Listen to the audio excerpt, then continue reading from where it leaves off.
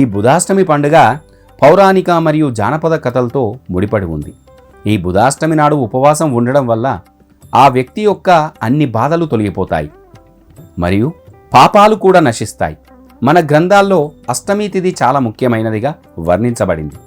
అష్టమి తిథి వచ్చే బుధవారం నాడు బుధాష్టమి అంటారు.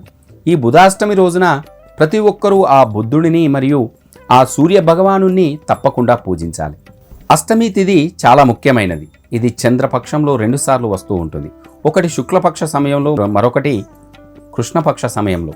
ఈ 2 సమయాల్లో బుధవారం రావడం వల్ల అది మరింత శుభప్రదంగా మారుతుంది.